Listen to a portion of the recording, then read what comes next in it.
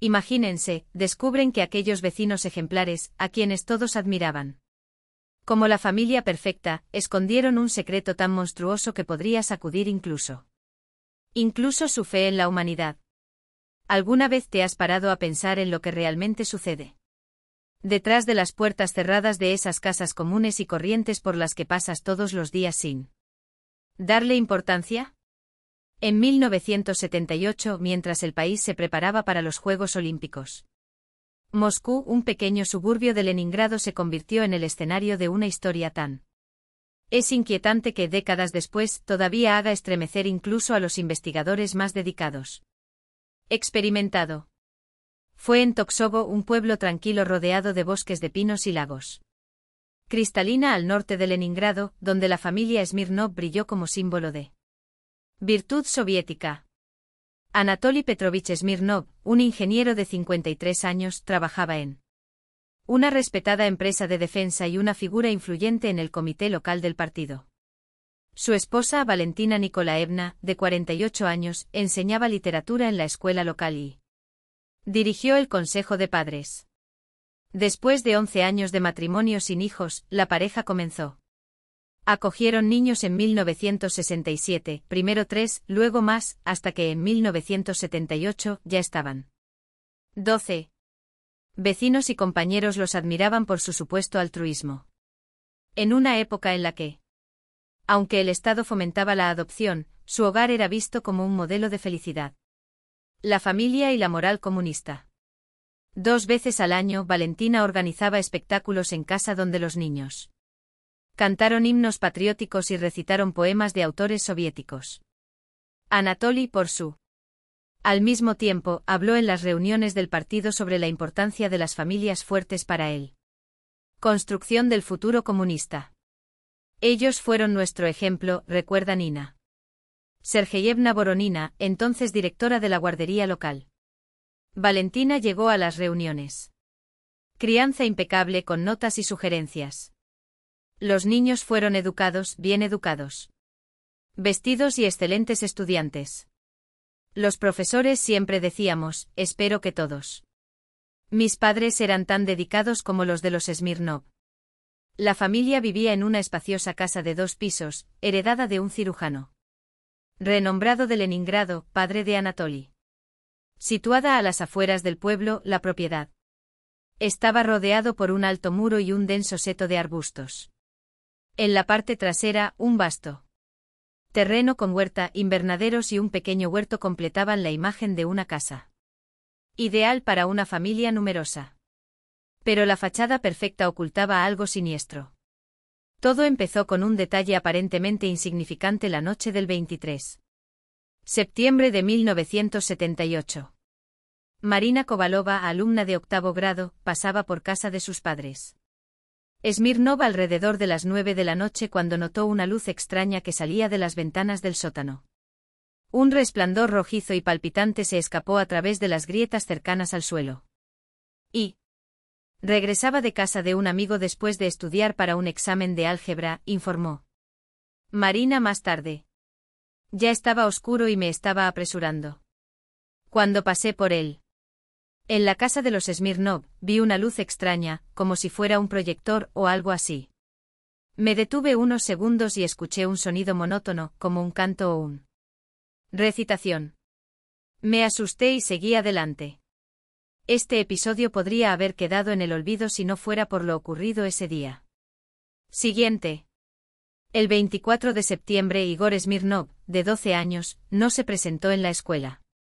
Valentina le explicó al director que el niño tenía gripe. Nada inusual después de todo. Una epidemia ya se estaba extendiendo por toda la región. Pero el 27 de septiembre desapareció otra niña, Svetlana, de 14 años. Esta vez fue Anatoly quien fue a la escuela a explicar que la niña había viajado urgentemente a Moscú para cuidar a una prima enferma. A Ludmila Mikhailovna Krasnova, la directora, la explicación le pareció extraña. Anatoly estaba visiblemente nervioso. Habló rápidamente, evitó mirarme a los ojos y cuando le pedí la dirección en Moscú para enviar material escolar, prometió dármelo. Después, pero nunca lo hizo, dijo después. Hasta el 1 de octubre, de los 12 hijos del Smirnov, solo 5 de los mayores todavía iban a la escuela. El resto, según los padres, estaban enfermos o fuera de la ciudad. La situación empezó a empeorar. Sospechas sobre Zinaida Alexeyevna Timofeeva, una enfermera escolar, que se ofreció a hacer una visita domiciliaria para examinar a los niños. Era mi deber como enfermera comprobar su estado, declaró Zinaida. Pero Valentina se negó rotundamente, diciendo que no quería exponerme al riesgo de contagio. Aseguró que un pediatra del distrito ya los había examinado, pero cuando le pregunté el nombre del médico para confirmar, ella dijo que no lo recordaba. Eso me pareció es muy extraño y compartí mis dudas con el director. Ludmila decidió no actuar de inmediato, pero por precaución, pidió al Departamento Regional de Educación para comprobar la documentación de los niños. Esta petición rutinaria fue la chispa que desató una serie de revelaciones. Espantoso. El 3 de octubre el inspector Sergei Ivanovich Bukharov llegó a la escuela con una noticia impactante: no había constancia de que los Smirnov hubieran adoptado. Peor aún, ninguno de los 12 niños tenía certificado de nacimiento. Revisé todos los documentos que deberían existir, dijo Bukharov en su testimonio. Había copias en los archivos de la escuela, pero al consultar con la oficina de registro local, descubrimos que los originales simplemente no existían. Supe de inmediato que estábamos ante algo muy grave y llamé a la policía. Al día siguiente el oficial Nikolai Dmitrievich Kuznetsov de la comisaría local fue al Casa Smirnov para una inspección. Anatoly no estaba. Valentina dijo que estaba viajando por trabajo en Leningrado. Parecía cansada, pero mantuvo la compostura. Le mostró al policía 3 niños, Elena, de 16 años, Alexander, de 15 y Natalia, de 14. Todos. Se comportó de manera reservada, respondiendo con monosílabos y evitando contacto visual. Cuando Kuznetsov preguntó por los demás, Valentina repitió la historia. Enfermedad y viajes. Respecto a los documentos, afirmó que su marido se quedó con todo encerrado en su oficina. El policía pidió permiso para registrar la casa, pero Valentina se negó, argumentando que sería necesario un mandato. Ella fue educada pero firme, recuerda Kuznetsov. Y así, sin saberlo, estuvo a punto de resolver uno de los problemas más elementos inquietantes de la historia soviética. Kuznetsov recuerda cada detalle de ese inquietante encuentro. Valentina sirvió té con manos temblorosas, mostró impecables cuadernos escolares y habló sobre él. Dificultades heroicas para criar una familia tan numerosa. Pero siempre que la conversación amenazada con tocar documentos específicos o la ubicación de sus otros hijos, ella desviado con habilidad casi profesional, a veces con un suspiro dramático sobre las responsabilidades maternas, ahora con un cambio abrupto de tema a los méritos académicos de los niños. Kuznetsov sintió que se le erizaba la piel. Algo ahí podrido detrás de la fachada de normalidad, pero sin pruebas tangibles. Sus manos estaban atados. El informe que escribió esa noche con letras apretadas y subrayados nerviosos llegó al escritorio del capitán Pavlov, todavía caliente de la máquina de escribir. Pavlov, veterano con un rostro marcado por cicatrices de guerras que nadie más recordaba, léase las líneas 1-2 veces. Luego, con un gesto que no mereció respuesta. Determinado, vigilancia discreta y solicitud urgente al MVD regional para cualquier información sobre Anatoly Petrovich Smirnov. Lo que sea, subrayó con el bolígrafo. Durante 3 noches seguidas, 2 agentes vestidos de civil, el sargento Morozov, ojos afilados como espadas, y el joven teniente Kovalenko, experto en observar lo que los demás lo ignoraron, se turnaron en turnos de 12 horas frente al Smirnov. Sus informes, entregados en sobres cerrados, pintaban un cuadro cada uno cada vez más siniestro. Primero, la ausencia absoluta. Ningún niño enfermo apareció en las ventanas. Ninguna risa resonó en el patio. La casa respiraba como un organismo dormido. Con la excepción de un detalle, a las 23 en punto, una débil luz roja pulsó En las grietas del sótano, como si algo allí abajo resistiera la oscuridad. En segundo lugar, el regreso. Por Anatoly.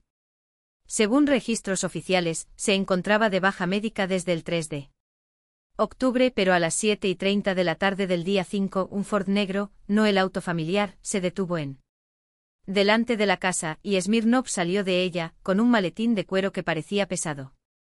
Demasiado para documentos de trabajo. El golpe definitivo llegó la mañana del día 7, cuando llegó la respuesta del MVD regional vía teleimpresora. Pavlov leyó las líneas y sintió que se le revolvía el estómago. No hay registro de adopción. Peor aún, en 1956, Anatoly Petrovich fue detenido bajo sospecha de tener vínculos con una secta religiosa que practicaba rituales poco ortodoxos.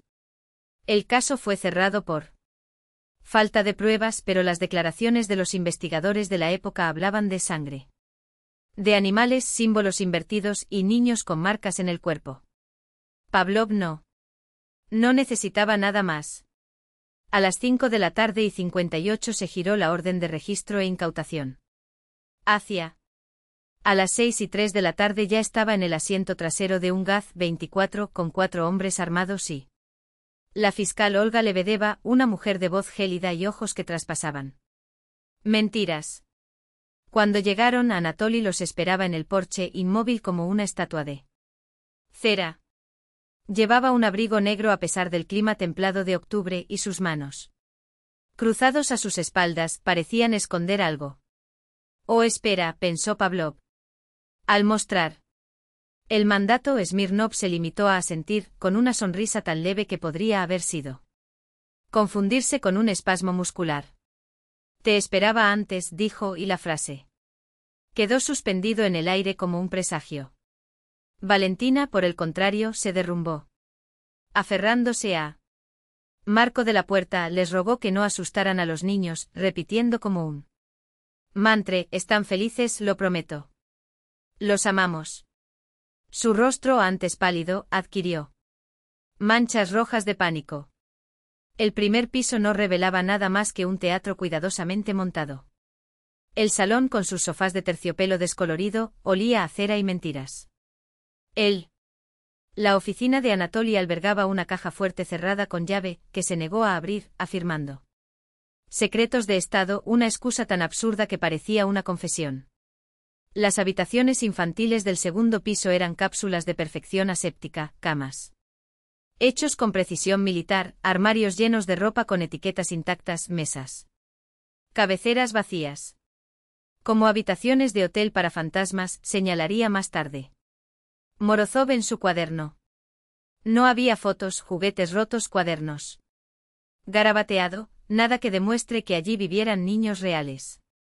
Solo 3 de ellos fueron encontrados: Elena, Alexander y Natalia, los mismos que Kuznetsov había visto días antes. Lebedeva los interrogó en una habitación separada. Los niños respondieron al unísono, como marionetas con hilos tirados por una misma mano. Nuestros hermanos están con parientes. No sabemos dónde. Papá se encarga de todo. Sus ojos, sin embargo, traicionaron el evitaban mirarse y cada 5 minutos, como movidos por un reloj. En el interior, echaron un vistazo al segundero del reloj de pared. Están esperando, se dio cuenta Lebedeva estremeciéndose. ¿Pero, a qué están esperando? Fue entonces cuando Pavlov decidió bajar al sótano. Anatoly, hasta entonces un espectro de calma, finalmente reaccionó. Imposible, dijo, bloqueando el paso con su cuerpo. Aguas. Subterráneo. La palabra puede ceder. Pero el mandato no dejó resquicios, y cuando los agentes lo inmovilizaron, él no se resistió, solo murmuró algo sobre interrumpir ciclo mientras la llave gira en la cerradura. El olor los golpeó primero, una mezcla de alcohol barato, moho y algo metálico, como si el aire estuviera envenenado. La luz parpadeó, revelando una escena que haría aún más. Los agentes más endurecidos se retiran. El sótano no era un almacén. Era un laboratorio. En el centro una mesa de piedra teñida de oscuro, rodeada de instrumentos que parecían sacadas de un museo de horrores médicos del siglo XIX, sierras con mango de hueso, agujas curvas, viales de vidrio llenos de líquidos turbios. En las paredes, los diagramas dibujados a mano mostraban símbolos que hacían que te dolieran los ojos, círculos entrelazadas, líneas que se cruzaban en ángulos imposibles. Pero fueron las jaulas que heló la sangre de Pavlov. 6 jaulas metálicas, 3 ocupadas. Adentro cuerpos pequeños, tan quietos que por un momento, según él, pensó que estaban muertos. Hasta que Dmitri, de 10 años, parpadeó. Tus ojos. 2 agujeros negros en una cara de cera, miraban al techo como si miraran a través de él. Igor, de 12 años, tenía los labios agrietados y las uñas mordidas hasta la carne. Olga, la más pequeña, temblaba en posición fetal, con marcas de agujas cubriéndola. Brazos como un mapa del dolor. Están aquí, susurró Lebedeva, su voz rompiendo por primera vez en su carrera. Siempre lo han sido. Entonces Anatoly se movió con una velocidad que no correspondía a su edad. Se arrojó contra la mesa central y agarró algo, una hoja curva con un mango largo, tallada en forma de serpiente. No lo entiendes, gritó como le dijo Morozov, inmovilizado contra el suelo. No son niños. Son. La frase murió en seco. Garganta asfixiada por la rodilla de un agente, pero su eco resonaría en pesadillas de todos los presentes durante décadas. Porque en el fondo ya lo sabían. Esta no era una familia. Fue algo mucho, mucho peor. No eran niños. Ellos fueron los elegidos. Preparado para una obra que trascendió cualquier comprensión humana. Y ahora, con la brutal invasión de aquellos uniformados, todo se fue desmoronando. Valentina Nikolaevna, que los había seguido en silencio desde el principio, observaba la escena con atención. Una calma inquietante. Su rostro, normalmente severo, no revelaba ninguna emoción, hasta que sus ojos estaban fijos en su marido inmovilizado en el suelo. Entonces, con una voz tan tranquila, lo que heló la sangre a todos, ella murmuró. Anatoly y a los demás todavía no los han encontrado. Aún no todo está perdido. Estas palabras, pronunciadas con una certeza casi profética, quedaron como agujas en la mente del capitán Pavlov. Algo en su tono, una mezcla de resignación y esperanza macabra, le hizo, sin dudarlo, ordenar la continuación de la búsquedas. Y fue entonces que al fondo del sótano, detrás de una puerta camuflada con un dominio que desafiaba la lógica, lo descubrieron. Una habitación pequeña, bañada por una luz roja enfermiza, como si las lámparas había sido sumergido en sangre.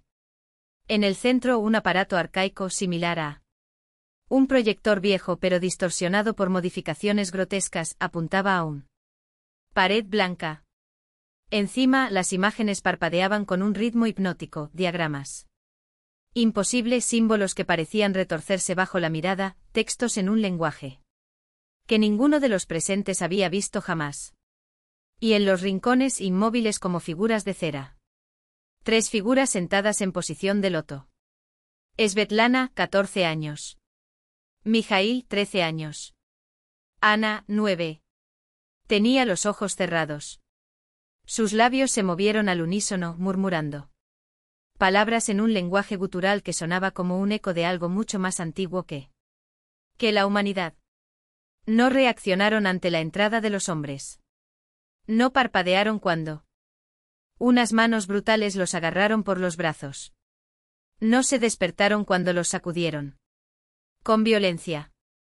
Era como si sus cuerpos fueran capullos vacíos, habitados por algo que ya no pertenecía a este mundo. Estaban en trance, recordaría más tarde la enfermera Olga Lebedeva, con la voz todavía temblando décadas después. Sus cuerpos se balanceaban al mismo ritmo, como si eran uno. Cuando intentamos llevárnoslos, empezaron a gritar, pero no era ruso. No era nada que hubiésemos oído nunca. 9 hijos. 9 de los 12. Porque los otros 3, los gemelos de 7 años, Petri Pavel, y la pequeña María, de Solo 6 habían desaparecido. Y cuando Anatoly Petrovich fue arrastrado a la cruda luz del foco, su sonrisa no era de derrota sino de enfermiza satisfacción. Llegasteis tarde, repitió mientras los esposaba. Ya han pasado. Primera iniciación. Los niños fueron llevados por la fuerza a Toksovskaya, donde los médicos, al examinarlos, se encontraron con horrores que desafiaban la ciencia. Agujas, sustancias desconocidas. Cerebros alterados. Y en los sótanos de la casa de los Smirnov, entre botellas de líquidos. Negra y densa documentación oculta, la verdad comenzó a revelarse. Anatoly Petrovich no estaba loco. Era algo mucho peor, un creyente. Sus diarios, escritos desde 1967 en una mezcla de ruso y un idioma distorsionado, describieron en detalle lo que él llamó el camino del retorno. 1. Doctrina antigua transmitida por maestros cuyos nombres nunca reveló que prometió abrir las puertas de la percepción a través de rituales y sustancias capaces de reconfigurar la mente del niño. No se trataba de educación. No se trataba de ciencia. Se trataba de preparación. El tercer sujeto muestra resultados excepcionales, había señalado en mayo de 1974. Después 16 procedimientos, empezó a verlos.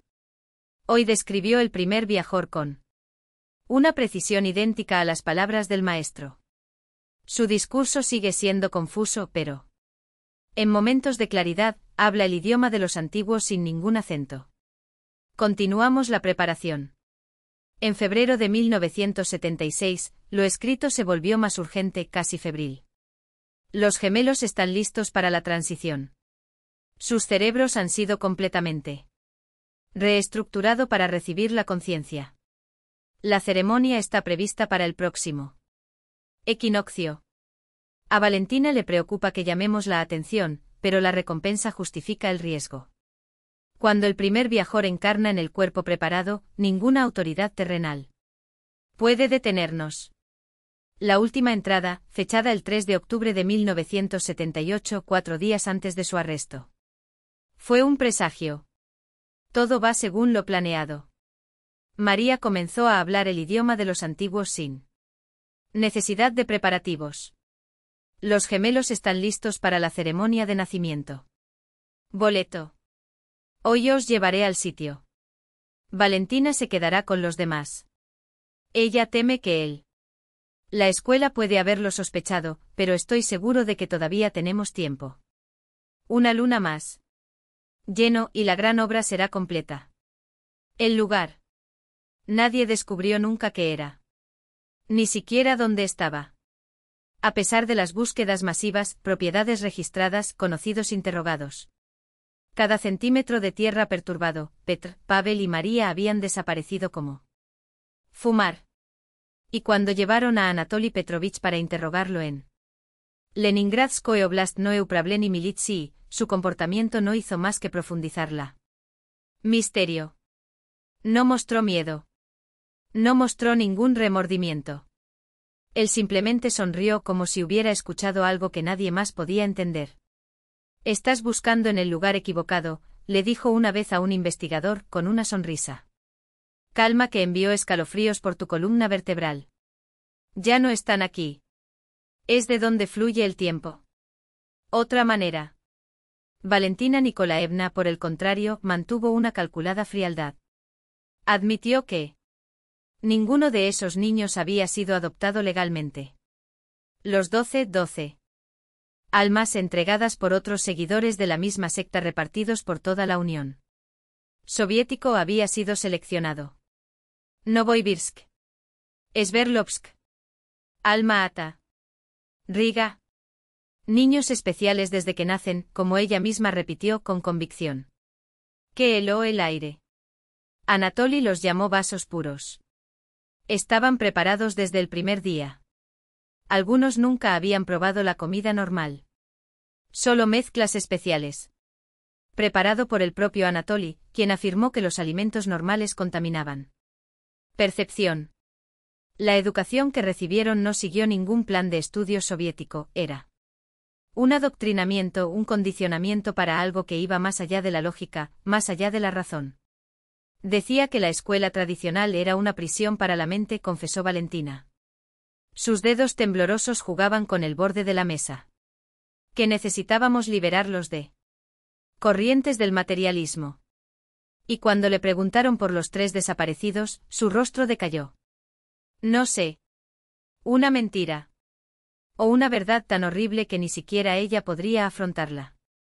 Los llevó al mar, susurró finalmente. Para la ceremonia final. Yo nunca. Dijo dónde. Pero era un lugar donde se cruzaban ciertas líneas. Líneas eléctricas. Una vez me mostró un mapa, pero no había nombres. Solo formas. Geometrías. Los exámenes médicos confirmaron lo que ya sugerían los diarios, esos niños no eran. Eran más humanos en el sentido que se conocía. 9 cuerpos, todos marcados por repetidas inyecciones. Sangre contaminada por compuestos químicos que ni siquiera la farmacología soviética podía identificar. 4. De ellos tenían cambios cerebrales que dejaron incluso a la mayoría de los neurocirujanos experimentado en estado de shock. Nunca hemos visto nada parecido, escribió el profesor Igor Semyonovich Bronstein. Un informe que sería clasificado como ultrasecreto. Resonancias magnéticas. Muestran actividad anormal en las áreas visuales del cerebro como si fueran sintonizado en una frecuencia diferente. Y luego estaba Svetlana. Su lóbulo temporal, la región asociada con experiencias y visiones místicas, era hiperdesarrollado como si hubiera sido ampliado artificialmente. El hipotálamo de todos mostraban patrones de estimulación prolongada, como si algo o alguien los había estado reprogramando durante años. Pero la peor parte no fueron las anomalías físicas. Eso es lo que pasó cuando despertaron. Los temores de los investigadores se confirmaron de una manera aún más inquietante que lo que imaginaban. Los niños apenas podían articular palabras en ruso y preferían comunicarse unos a otros en un dialecto extraño, un idioma que ha desafiado incluso a los más lingüistas. Experimentado. No había rastros de empatía en sus ojos, ni vínculos emocionales con nadie. Cualquier ser humano. Tratar de separarlos les provocaba violentos ataques de pánico, como si la mera idea de aislamiento era una amenaza a su propia existencia. Ellos nunca conocía una vida normal, señaló la psicóloga infantil Marina Dmitrievna Sokolova. En su informe. Para ellos la realidad se divide entre aquí y allí, y allá también lo es. Más real, mucho más importante que cualquier cosa en este mundo. Hablaron de entidades a las que llamaron Stranniki los extranjeros, o Drevnie los antiguos, como si fueran seres de carne y hueso presentes en sus recuerdos con aterradora claridad.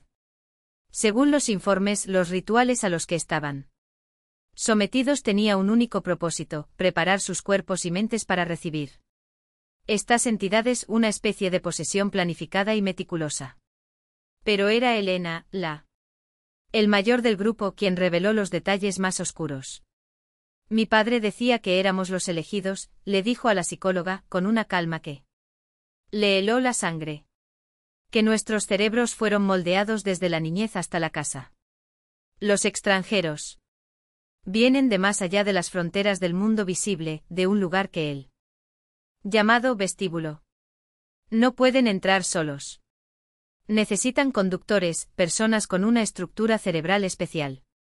Un cerebro humano promedio es débil. Demasiado para contener su conciencia. Pero si estimulas ciertas áreas de temprano y elimina las impurezas de la vida normal, crea el recipiente perfecto. Cuando le preguntaron si creía en la existencia de esos seres, Elena quedó asombrada. Silencio durante mucho tiempo. Luego susurró, yo los vi. Todos los vimos. Ellos mostraron durante los rituales, cuando el padre encendió la luz roja y nos dio la medicina especial. No son nada que puedas imaginar. Hecho de color y sonido. Mismo tiempo. Duplican el espacio. Tuercen el tiempo. Prometieron conocimiento. Fortalezas que los humanos no pueden tener. Y luego la revelación más aterradora, cuando los 12 los recibamos. Seremos una nueva forma de vida. La siguiente etapa de la evolución. Respecto a los 3 niños desaparecidos, Petia, Pasa y Masa, Elena se mostró evasiva. Eran los más talentosos. Vieron a los extranjeros incluso sin luz, sin medicina. Mi padre dijo que estaban listos para la ceremonia final. Los llevó a un lugar donde la frontera entre mundos es más delgada. Un lugar vinculado al agua y a las piedras. Viejo. Lo que vino después solo profundizó la pesadilla. Anatoly Petrovich Smirnov no existía. El verdadero Smirnov, hijo de un cirujano de Leningrado, murió en la guerra en 1943. El hombre que usurpó su identidad fue en realidad Igor Konstantinovich Beliab. Nacido en Ribinsk, arrestado en 1956 por dirigir una secta religiosa y realizar experimentos médicos ilegales. Se escapó durante un traslado y desapareció hasta que, décadas después en Toksovo, bajo una máscara de respetabilidad. Su esposa, Valentina Nikolaevna, era en realidad Nadezhda Viktorovna Beliaeva. Enfermera despedida de un hospital psiquiátrico en 1955 por someter a los pacientes a procedimientos no autorizados. Falsificaron documentos, robaron identidades y, con conocimiento de causa, farmacología y neurociencia, comenzaron a esculpir sus conejillos de indias humanos. ¿Pero de dónde vinieron esos niños? Valentina afirmó que fueron traídos por otros seguidores de la secta, una historia que se desmoronó bajo investigación. No había registros de una organización. No hubo pistas. La teoría más plausible, según el investigador principal Sergei Pavlovich Nikitin, de la Fiscalía de Leningrado, se trataba de secuestros, niños de orfanatos, niños de familias destruidas, niños abandonados. Elegidos precisamente porque son invisible. Nadie los buscaría. Pero no hubo pruebas. Ninguno de los 12 estaba en las listas de desaparecidos. Algunos podrían haber sido donados, por dinero, por fanatismo, por miedo. El misterio persistió. Hasta que en las primeras horas del 21 de octubre de 1970, el caso tomó un rumbo aún más profundo. Siniestro. A las 3 de la madrugada sonó la alarma de incendio en la clínica Toksovo. Mientras el médico corrió a controlar las llamas, que no estaban allí, los 9 niños. Los restantes salieron de sus barreras en perfecta sincronización, como marionetas tiradas por el mismo hilo. El guardia Fyodor Ivanovich Kravtsov, ex soldado y combatiente, fue juzgado. Bloquearlos. Se movían como uno, informó más tarde, todavía temblando. Elena, Sasa y Natasha me atacó al mismo tiempo, desde 3 ángulos diferentes. Fue como enfrentarse a una máquina. Y sus ojos brillaban en la oscuridad como los de un animal. Los niños huyeron al bosque. Los perros rastreadores fueron liberados, pero se retiraron, aullando como si el olor de esas criaturas fuera algo más allá de lo natural. El sendero perdió. El caso atrajo ahora la atención de la KGB. De Moscú llegó el coronel Víctor Andreyevich Saveliev, experto en cultos no cristianos. Convencional. Sus métodos de interrogatorio con Beliab nunca fueron oficialmente registrado. Pero después de ellos el hombre habló, aunque sus palabras fueron tan críptico como siempre. Llegas tarde, le dijo a Saveliev, con una sonrisa que no llegó a sus ojos. La ceremonia ya ha concluido. Los 3 primeros ya recibieron a los extranjeros. Los otros 9 ya están en camino, guiados por la convocatoria. Pronto los 12 se reunirán, el círculo se cerrará y los portales se abrirán. Entrarán en nuestro mundo. Cuando se le preguntó sobre el lugar exacto, Beliab fue sorprendentemente preciso. Donde las piedras antiguas miran hacia el agua. Donde se cruzan las líneas de fuerza. Donde nuestros antepasados realizaron sus rituales mucho antes de que llegara el cristianismo. Isla de 13 robles. Esta información permitió que la investigación redujera drásticamente el campo de buscar. En la Unión Soviética pocos lugares coincidían con esta descripción. Antiguos santuarios paganos a la orilla del agua, marcados por piedras verticales u otras estructuras de piedra. Una de ellas, sin embargo, llamó inmediatamente la atención, la isla Konevets en el lago Ladoga. Allí, de hecho, crecía un bosque de robles centenarios y los restos de el templo pagano todavía resistió la prueba del tiempo. El 25 de octubre, un grupo de agentes de la KGB y de la milicia desembarcó en la isla. Durante el operativo encontraron signos recientes de presencia humana en cueva en la costa norte, restos de un incendio, latas de comida vacías, fragmentos de cadena. En las paredes, los mismos símbolos sinuosos que habían sido descubiertos en el sótano de la casa Smirnov. Pero de los niños no hay rastro. La única pista importante era una pequeña libreta, probablemente de Elena Smirnova. Escrito en el mismo alfabeto cirílico modificado que Beliab utilizó en sus diarios, el texto fue parcialmente descifrado por expertos de la KGB. Uno de los últimos notas dijo: ya casi llegamos. Hoy vimos luces sobre el agua, esa es la señal. Los extranjeros. Ellos llaman. Masa dice que escucha sus voces sin necesidad de prepararse. El padre tenía razón. Todo va según lo planeado, incluso sin él. Mañana saldremos para ceremonia final. Los gemelos ya nos están esperando. Ya no son los mismos. En tu ojos veo el brillo de otra mente. Me aterroriza, y me fascina. La última entrada estaba fechada el 23 de octubre. Salimos al amanecer. Masa dice que los extranjeros están impacientes con él. Demora. El tiempo se acaba. El portal debe abrirse en luna llena, o tendremos que esperar otro ciclo. Tengo miedo, pero no hay elección. Debemos concluir lo que nuestro padre empezó. La gran obra continúa. La luna llena llegaría el 27 de octubre.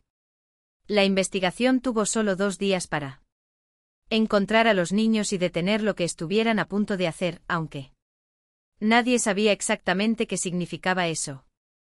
Las búsquedas se extendieron por todo el lago Ladoga y sus orillas. Helicópteros. Se movilizaron barcos y equipos adicionales de la KGB y la milicia. Pero la inmensidad de territorio y condiciones climáticas adversas, las tormentas de finales de octubre ya comenzaron a devastar la región e hicieron que las operaciones fueran casi imposibles. El 26 de octubre, un informe de pescadores del pueblo de Dubna en la costa este de lago trajeron una pista crucial: habían visto a un grupo de niños caminando por el lago. Por la playa, en dirección norte. Vestida inapropiadamente para el frío. Avanzaron sin mostrar malestar por la lluvia o el viento cortante. El equipo de investigación se dirigió inmediatamente al lugar. Al anochecer encontraron huellas frescas en una pequeña bahía, a 10 kilómetros al norte de Dubna. Las pistas condujeron hasta el agua y desapareció en la línea de la marea. Los residentes locales dijeron que a unos 2 km de la costa había una pequeña isla roca conocida como Pedra do Diabo. Según antiguas leyendas, fue allí donde antes del cristianismo se realizaban rituales paganos. Debido a la tormenta que se avecinaba, era imposible llegar a la isla en barco. Se decidió esperar a que mejorara el tiempo y, si fuera necesario, utilizar un helicóptero para un aterrizaje de emergencia. Pero cerca de la medianoche la tormenta no solo no amainó, sino que se intensificó de forma anómala. Sobre Pedra do Diabo, una zona localizada de fenómenos meteorológicos extremos, vientos furiosos, descargas eléctricas anómalas. Similar a un rayo en forma de bola y un extraño brillo sobre las aguas. Lo que ocurrió esa noche en el lago Ladoga desafió cualquier explicación racional, como registraría más tarde el coronel Sabeliev en su informe secreto. Los meteorólogos afirmaron que tal concentración de fenómenos en un espacio así reducido violó todas las leyes conocidas de la física. Los testigos no describieron solo una tormenta, pero algo así como un apocalipsis en miniatura, centrado en la isla. El agua alrededor de Devil's Rock estaba hirviendo. El aire brillaba con sombras de rojo y morado, y sobre el lugar se formó una espiral de nubes, girando en la dirección en sentido contrario a las agujas del reloj, como un vórtice invertido. A pesar de las condiciones extremas, a las 2 de la madrugada del 27 de octubre, el orden para una operación de rescate con un helicóptero Mi-8. La tripulación 3 hombres y un escuadrón de 6 agentes Spetsnaz KGB Vimpel debían aterrizar en la isla y localizar a los niños.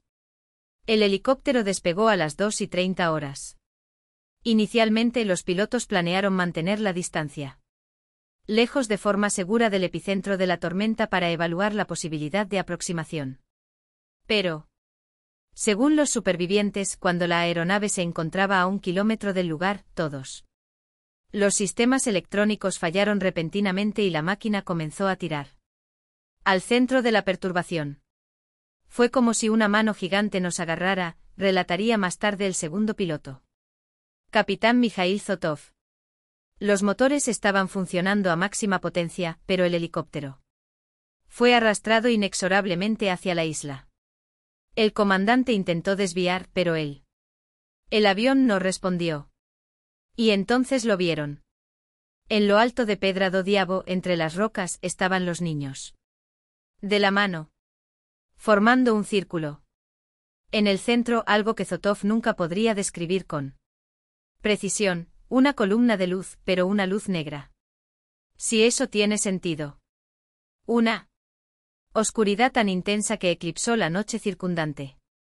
A las 2:45 horas se interrumpió la comunicación con el helicóptero. Las últimas palabras transmitidos por la tripulación fueron: están solos allí. Hay algo con ellos. Dios mío, ¿qué es eso? A las 3 de la mañana la tormenta cesó abruptamente. Todos los fenómenos. Los elementos atmosféricos desaparecieron, como si nunca hubieran existido. Al amanecer, los botes de rescate llegaron a la isla y encontraron los restos del helicóptero estrellado contra las rocas. De los 9 hombres a bordo, solo 3 sobrevivieron, el segundo piloto y 2 agentes Spetsnaz. Todo en estado de profunda conmoción, incapaces de articular lo que habían presenciado. En Pedra do Diabo no hay rastro de los niños. Sin huellas, sin objetos. Tipo. La única prueba de que algo había sucedido era un patrón grabado en la parte superior de la roca, un círculo de 5 metros de diámetro con figuras geométricas inscritas, idénticos a los que se encuentran en las paredes del sótano de los Smirnov.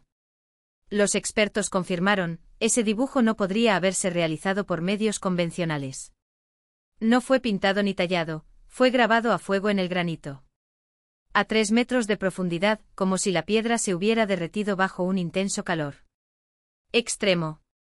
Y lo más inquietante, no había señales de explosivos o sustancias inflamable. Los análisis indicaron que la fuente de calor no procedía del exterior, sino del interior. Dentro de la propia roca, como si algo hubiera. Deslumbrantes ojos negros que parecían absorber la luz en lugar de reflejarla. Ella habló con una calma inquietante, como si cada palabra fuera cuidadosamente pesado antes de ser pronunciado. Cuando Sokolov mencionó el caso Smirnov, la mujer sonrió, un gesto que, según él, no involucraba los músculos de la cara, sino más bien algo más profundo, como si su propia sombra se hubiera movido detrás de él. Ojos. Fue entonces cuando ella susurró, no lo entiendes. No éramos niños. Nosotros éramos las puertas. Las palabras resonaron como una frase. Sokolov intentó presionarla para que respondiera.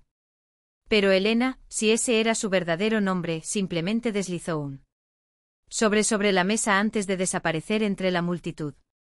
En el interior, un solo. Fotografía en blanco y negro, 12 figuras en círculo, cogidas de la mano, con sus rostros borrosos como si se estuvieran desmaterializando. Al fondo, la silueta confusa del piedra negra y encima de ellos, una columna de luz oscura que asciende hacia el cielo. En la espalda. Una fecha manuscrita, 17 de noviembre de 1978, el mismo día en que los niños Desapareció. El periodista nunca publicó el informe. 3 días después lo encontraron en su apartamento catatónico murmurando frases incoherentes sobre el sonido de las estrellas. Rompiéndose. Los médicos diagnosticaron un brote psicótico agudo, pero sus cuadernos de notas, llenas de símbolos idénticos a los encontrados en el sótano de los Smirnov, desapareció sin explicación.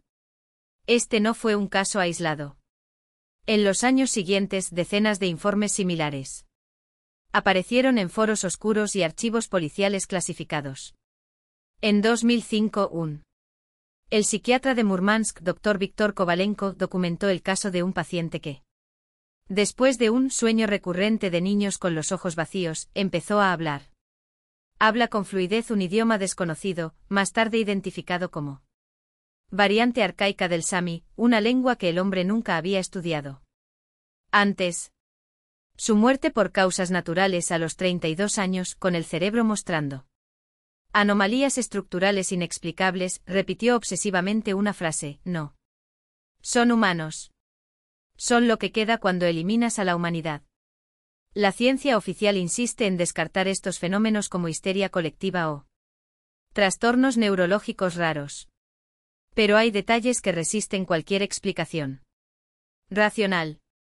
Por ejemplo, porque en 2010 un satélite meteorológico ruso capturó una anomalía térmica sobre el lago Ladoga, con temperaturas locales que alcanzaron los 1200 grados. Durante exactamente 12 minutos, sin causa identificable. ¿Por qué en las semanas siguientes, los pescadores de la región informaron haber visto cifras pálidas caminando sobre el agua, cuyos pasos no dejaron huella? ¿Y por qué en estos avistamientos, los testigos describieron el mismo detalle macabro: las sombras de las figuras no se movían con ellos, sino que permanecían estáticas, como si quedaron atrapados en el suelo. Hoy, más de 4 décadas después de la desaparición de los niños Smirnov, el culto a los Stranniki, como se les llama en ruso, crece en las sombras de Internet. Sus seguidores, muchos de ellos jóvenes con antecedentes de sonambulismo y alucinaciones hipnagógico o recuerdos de vidas no vividas, afirman que los elegidos todavía están entre nosotros. Citan casos como el de Misa V, programadora de 28 años. Hace años que en 2018 amaneció hablando un dialecto extinto del antiguo eslavo y con él capacidad para resolver ecuaciones cuánticas mentalmente. O Anja K., una estudiante de biología que, después de desmayarse durante una clase, comenzó a dibujar estructuras. Compuestos moleculares complejos que, cuando se analizaron, correspondían a compuestos. Sustancias químicas que teóricamente son imposibles de existir en nuestro planeta. Los escépticos se ríen. La gente religiosa habla de demonios. Pero los archivos de la KGB, ahora parcialmente desclasificado, contiene un informe de 1989 firmado por un coronel anónimo que describe una operación encubierta para neutralizar una influencia extradimensional en la región de Karelia. El documento menciona sujetos con la capacidad de manipular la percepción de la realidad y una orden directa. No hay supervivientes. Sin pruebas. No hay registros. En la página final, nota escrita a mano: no mueren como nosotros. Se disuelven. Mientras tanto, en el foro Ladoga-1978, uno de los muchos dedicados al caso, usuarios anónimos comparten señales de que Stranniki se está preparando por algo. Algunos hablan de un gran despertar previsto para 2025. Otros publican coordenadas de lugares remotos, como una isla deshabitada en el lago Ladoga donde, según los rumores, la piedra negra había sido transportada en secreto. Y hay esos que juran haber visto, en las noches sin luna, niños pálidos mirándolos desde las ventanas. Casas abandonadas, siempre 12, siempre silenciosas, siempre con el mismo ojos que no reflejan la luz. La pregunta que nadie se atreve a hacer en voz alta es: ¿y si no los secuestraran? ¿Y si, en cambio, se abrieran? Y luego están los ojos. Esos ojos de un azul tan intenso que parecían absorberla luz en lugar de reflejarla. Hablaba con una calma inquietante como si estuviera describiendo el clima, recordó Sokolov, años más tarde con la voz todavía temblorosa mientras recuerda la reunión. La mujer que se presentó solo como Anastasia. Dijo que después de los acontecimientos en la isla, ella y los demás niños vivieron durante años en un lugar que no existía en los mapas. No porque fuera remoto, sino porque no pertenecía a este mundo. Un pliegue entre dimensiones, donde el tiempo se comportaba como un río de corrientes invertidas, mientras aquí las manecillas del reloj devoraban décadas, allí. Para ellos solo habían sido meses. Los 12 están vivos, afirmó. Sin parpadear. Y estamos aquí. Dispersados. Preparando el camino. Sokolov, un hombre de ciencia y de escepticismo empedernido, casi se echó a reír. Lo atribuyó a delirios. De una mente fracturada, hasta que ella tomó su mano. ¿No lo crees? Y es derecho a dudar. Pero puedo mostrarles una fracción de lo que aprendimos del extranjeros. Sus ojos, una vez de color azul eléctrico, se oscurecieron como tinta vertido en agua. Y luego ella empezó a hablar. No sobre su pasado, pero sobre el suyo, la casa de madera en Archangelsk donde escondió su primer cigarrillo a los 12 años, el olor a tierra mojada y gasolina el día que su padre lo llevó a ver el cometa Halley, la vergüenza que le quemó las mejillas cuando, a los 17 años, besó por primera vez a una chica llamada Masa detrás del gimnasio, detalles que ni siquiera su propia madre, ya fallecida, lo recordaría. ¿Cómo tartamudeó? Ella sonrió y fue peor. ¡Qué bofetada! Ven el tiempo como tú ves la página de un libro. Pueden ojearla. Adelante, atrás, detente donde quieras. Tu vida es un texto abierto para ellos. Fue después de esta conversación que Sokolov comenzó a escribir todo. Y temer lo que tú. Notas reveladas. En 2002, en la remota ciudad de Sigovsk, República de Karelia, un maestro de escuela. La física llamada Natalia Demidova notó algo imposible. Su alumno Kirill Volkov, de 12 años. Durante años resolví ecuaciones de mecánica cuántica como si fueran acertijos infantiles. Sin fórmulas, sin bocetos, solo mirando el pizarrón y murmurando, ya veo. La respuesta. Cuando se le preguntó, el niño describió el proceso como ajustar un imagen borrosa hasta que los números encajan por sí solos. Intrigada, Demidova investigó su pasado y descubrió que Kirill no era el hijo biológico de los Volkov. Él había encontrado en enero de 1991, envuelto en una extraña manta bordada con símbolos geométricos que ningún especialista pudo identificar, en el borde de la lago Sigocero. La policía archivó el caso como abandono menor. Pero los Volkov sabían la verdad, el bebé no lloraba. Él miró. Y cuando empezó a hablar. 18 meses, estaba en frases completas, en un ruso impecable y a veces en un lengua que no se conocía en absoluto. Las pesadillas comenzaron temprano. Kirill se despertaba gritando palabras que no existían. Describiendo a aquellos que miran a través de ellos, seres altos y de bordes temblorosos que usaba sombras como ropa. Demidova, después de consultar a un colega historiador, se enteró de los archivos de la KGB recientemente desclasificados, el caso Smirnov, los niños. Desaparecido, el científico loco y sus puertas entre mundos. Las coincidencias fueron demasiado. Decidieron buscar ayuda de investigadores paranormales. 3 días. Luego la familia Volkov desapareció. La casa abandonada, el teléfono desconectado. Y en escuela, la nueva conserje, una mujer con cabello casi blanco y ojos azules. Demasiado vivo, trabajó exactamente una semana antes de desaparecer también. Sus documentos eran falsos. Tu nombre inventado. En 2005 el investigador Andrei Korneev publicó Sombras de otras dimensiones, un libro que recopila décadas de informes sobre los extranjeros, como él los llamaba. Su teoría era simple y aterradora: no son extraterrestres. Somos nosotros, pero desde un Camino evolutivo diferente. En un universo paralelo donde las leyes de la física se doblan. Como el papel, una civilización puede haber surgido no junto a la nuestra, sino dentro de ella. Como un reflejo distorsionado. Imagínese un pez tratando de entender a un pájaro. Escribió Korneev. Para nosotros, ellos son dioses o demonios. Para ellos, nosotros somos materia. Primo.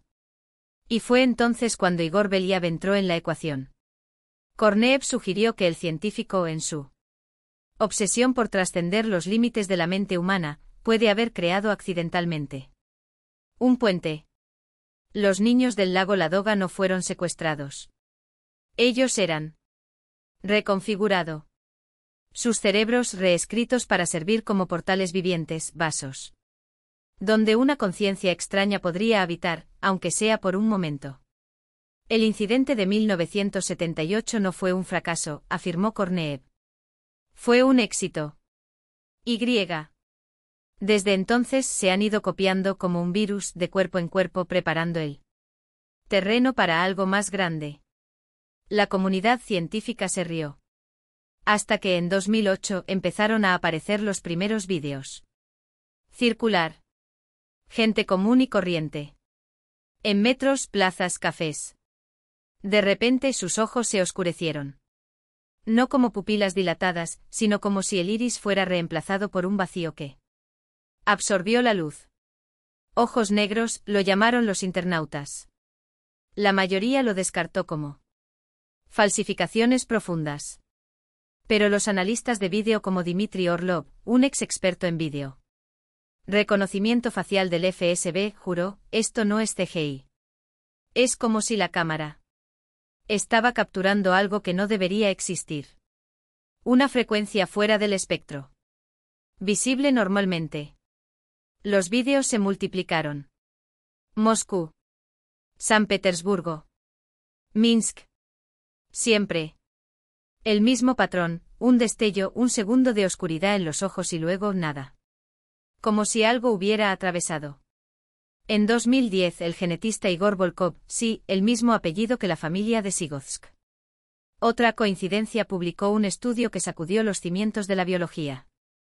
Su paciente, un hombre de 34 años con migrañas debilitantes, presentó secuencias imposibles de ADN. Estas no son mutaciones, escribió Volkov. Estas son ediciones.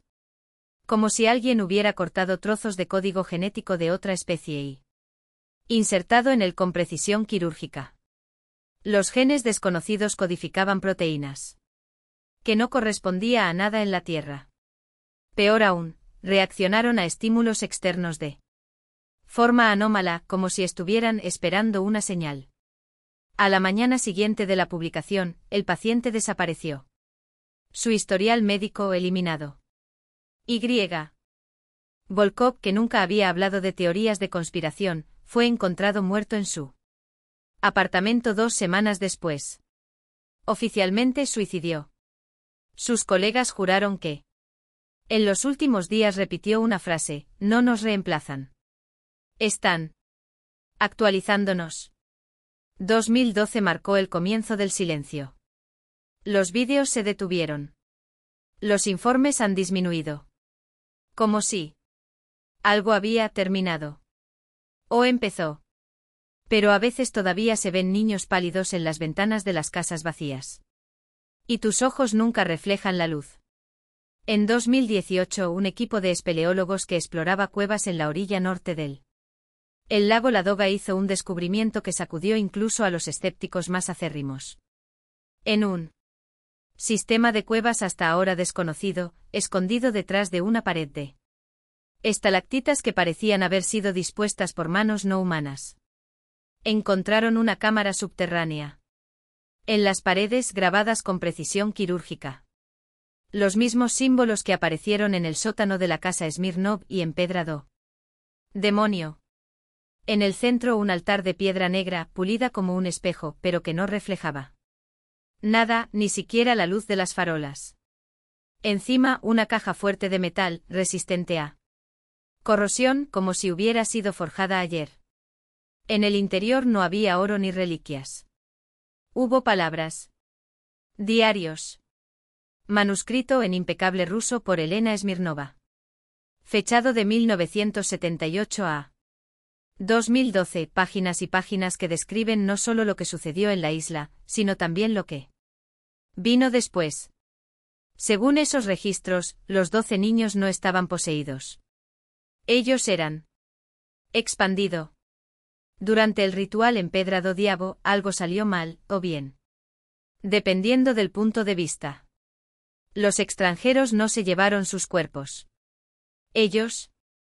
Fusionado con ellos.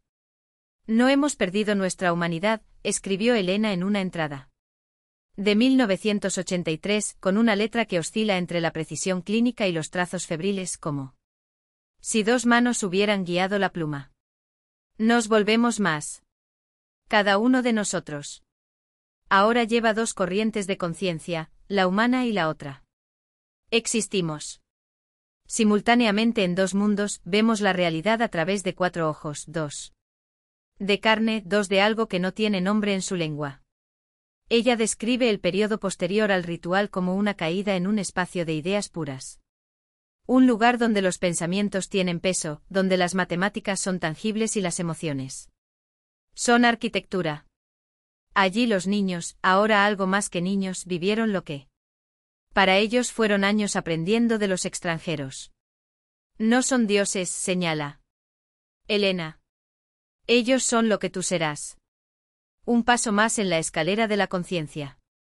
Y ellos quieren levantarnos. La misión era clara, preparar a la humanidad para el salto. No es una invasión. Ni uno. Conquista. Una actualización. Los extranjeros no podían simplemente derramarse en las mentes humanas sin destruirlas, el cerebro promedio no podría soportar la carga. Por tanto, era necesario un proceso gradual. Una infiltración silenciosa. 1. Adaptación. En 2012 cientos de personas modificadas ya caminaban entre nosotros. Maestros que, de repente, comprendieron patrones en el comportamiento de los niños que ningún psicólogo había visto antes. Explicaría. Médicos que diagnosticaban enfermedades antes de que aparecieran los síntomas. Políticos cuyas decisiones, años después, revelaron una coherencia casi sobrenatural. Todos ellos, según los diarios, trabajando en sincronía, guiando a la humanidad hacia un punto sin retorno, el momento en que la mayoría estaría lista para recibirla. Conciencia ajena sin desintegrarse. El salto es inevitable, escribió Elena en su última entrada, fechada el 15 de junio. 2012, el Consejo de los 12 ha decidido acelerar el cronograma. Los acontecimientos avanzan más rápido de lo que esperábamos. Los gemelos descubrieron un nuevo método de iniciación. Más rápido, más eficiente. Massa perfeccionó la fórmula para realizar el proceso. Seguro incluso para mentes no preparadas. Empezamos la fase final. Y luego la frase que heló la sangre a los investigadores: si estás leyendo esto, ya es. Es demasiado tarde para parar. Los diarios fueron entregados al Instituto de Investigaciones Anómalas de San Petersburgo. Los expertos estaban divididos. Algunos lo declararon un elaborado engaño, un mitología creada por seguidores del culto a los extranjeros para reclutar nuevos seguidores. Otros, los que se atrevieron a leer los diarios hasta el final, admitieron, en informes confidenciales, que había demasiada coherencia en la locura. Que ciertos detalles sobre la física cuánticos, descritos por Elena décadas antes de que fueran probados, eran imposible de ser inventado por un niño soviético de los años 70. Notas sobre estructuras de realidad alternativa comparadas, palabra por palabra, con las teorías actuales sobre universos paralelos. Pero la pregunta que nadie se atrevió a hacer en voz alta fue: ¿y si fuera verdad? ¿Qué pasó realmente con esos 12 niños? Igor Belyaev en Tu obsesión abrió una puerta que nunca debería haber sido tocada. O él.